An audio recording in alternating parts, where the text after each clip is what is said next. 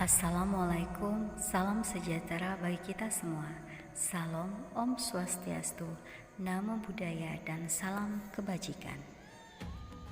Fokus dari video ini adalah kenali nilai luhur sosial budaya dalam menebalkan laku murid. Video ini merupakan kolaborasi kelompok A11 CGP Angkatan 9 Kabupaten Kepahyang yang terdiri dari Ibu Anelia Risa sebagai pengajar praktik dari SMP Negeri 2 Ujanmas, Ibu Yulia Gusti dari SMP Negeri 1 Kepahyang, Ibu Sangkut Susanti dari SMK Negeri 5 Kepahyang, Bapak Tri Sutrisno dari SMP Negeri 1 Ujanmas, Bapak Didi Roliansyah dari SMP Negeri 4 Kepahyang, Ibu Rahmawati dari SMP Negeri 1 Merigi, dan Ibu Rika Nalinda Apriani dari SMP Negeri 2 Kabawetan. Konteks sosio-kultural yang sejalan dengan pemikiran Ki Hajar Dewantara. Terdapat 3 pemikiran Ki Hajar Dewantara tentang pendidikan. Yang pertama, menuntun segala kodrat yang ada pada anak-anak sehingga anak dapat mencapai keselamatan dan kebahagiaan setinggi-tingginya. Yang kedua, pendidik diibaratkan sebagai petani yang menanam padi. Jika padi yang ditanam, maka tidak akan tumbuh jagung.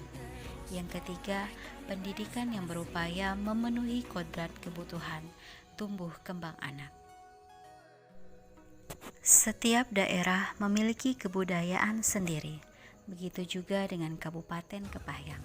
Kebudayaan yang paling terkenal dari Kepahyang adalah tradisi umbung. Umbung adalah pesta besar, berarti berkumpulnya orang-orang dan saling membantu serta dalam suasana kegembiraan untuk mewujudkan sebuah hajatan besar atau pesta atas dasar pertalian kehendak. Cita-cita yang sama dan semangat gotong royong untuk mewujudkan sebuah hajatan yang penuh dengan kegembiraan dan akan selalu dikenang. Budaya ini dianggap penting karena bisa membantu meringankan beban yang berat saat acara. Tradisi ini sudah ada sejak dahulu dan masih berlangsung sampai sekarang. Gambaran kegiatan umbung yang ada di Kabupaten Kepahyang, khususnya suku Rejang.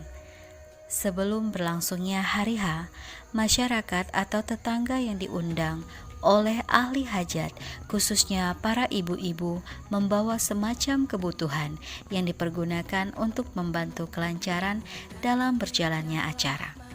Biasanya para ibu-ibu tersebut membawa tum-tum yang berisikan bahan baku makanan yang terdiri dari beras, garam, buah kelapa, mie bihun, dan 1 sampai 2 ekor ayam pramuka. Sebelum hari H, bapak-bapak mengambil bambu secara bergotong royong untuk mendirikan tempat masak, tempat mencuci piring, tempat ayam yang diberikan oleh undangan umbung, dan para ibu-ibu berkumpul disibukkan dengan mulai membuat kue-kue, bumbu-bumbu, dan persiapan-persiapan yang lain menjelang hari H. Pada tradisi umbung terdapat acara puncaknya yang dilaksanakan selama 3 hari berturut-turut. Yang pertama, hari bemasak keci. Dalam pernikahan terkadang hari bemasak keci ini diiringi dengan pendirian tenda di depan rumah pengantin dan pasang inai untuk pengantin perempuan. Selain itu juga bapak-bapak juga membuat janur dari pelepah kelapa. Selain itu disajikan masakan khas orang Rejang, yaitu lemang. Pada hari kedua, terdapat acara yang dinamakan masak besak. Biasanya hari kedua juga diiringi ijab kabul pengantin dan diiringi oleh acara marhaban yang berisikan sholawat kepada Nabi dan doa-doa yang baik tertuju untuk kedua pengantin. Sedangkan hari ketiga adalah hari resepsi yang biasanya mengundang para tetamu undangan. Setelah pemaparan tentang sejarah Umbung, kami akan menayangkan video tradisi yang akan dibawa saat Umbung dan suasana saat Umbung. Selamat menyaksikan. Bio baca oke mejak lame umbung. Min tutum, min mono, lalu mes tulung. Ambet kita rewang, itu min mono. Ambet kondangan, itu min amplop. Yan dulu ibu-ibu.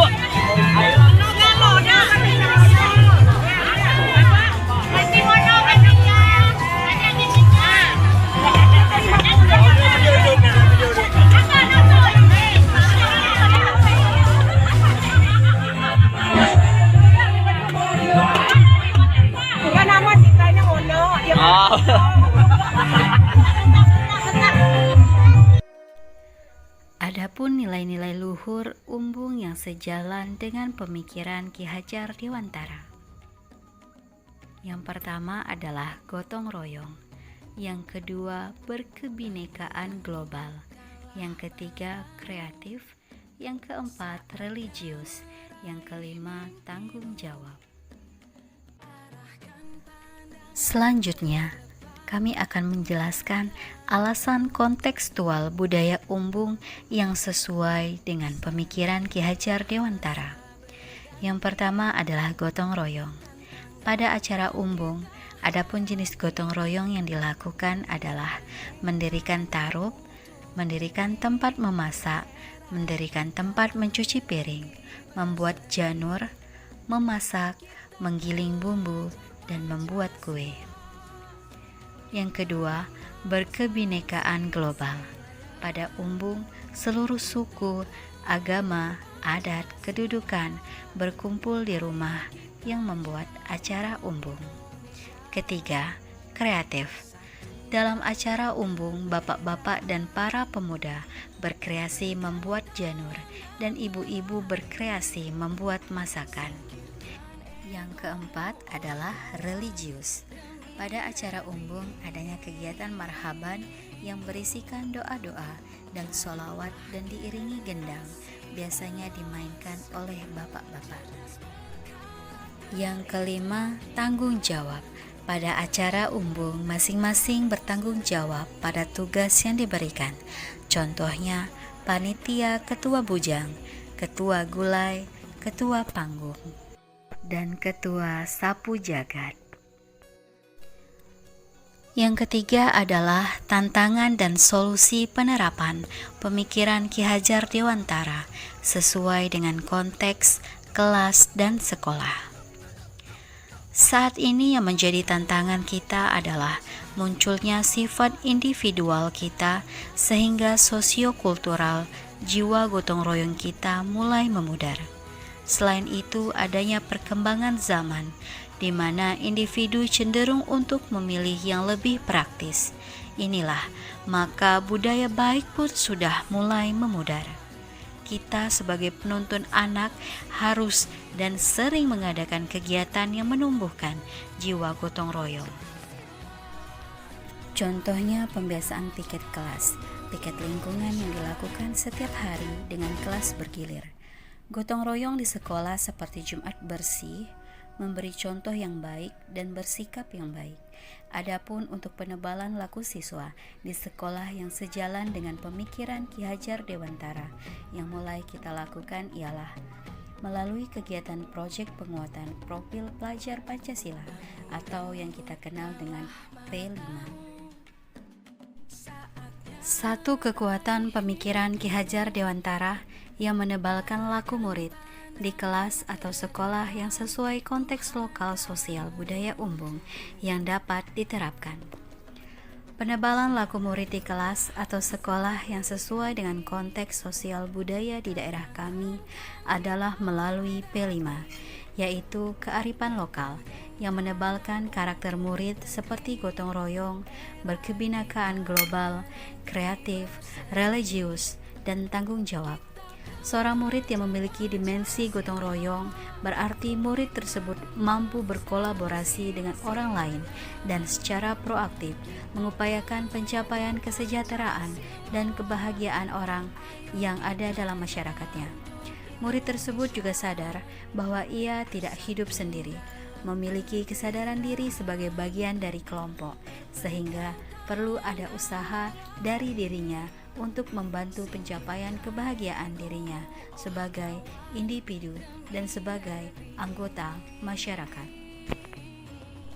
Kelompok kami menarik kesimpulan berdasarkan konteks sosiokultural, yaitu budaya Umbung yang sejalan dengan pemikiran Ki Hajar Dewantara, maka seorang guru adalah menghormati, menghargai dan memperlakukan anak dengan sebaik-baiknya sesuai kodratnya, melayani mereka dengan setulus hati, sejalan dengan trilogi pendidikan Ki Hajar Dewantara.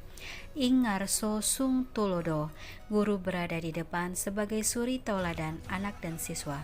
Ing madya mangun karso, guru berada di tengah memberikan semangat atau ide-ide yang mendukung. Tuturi handayani, guru berada di belakang memberikan motivasi.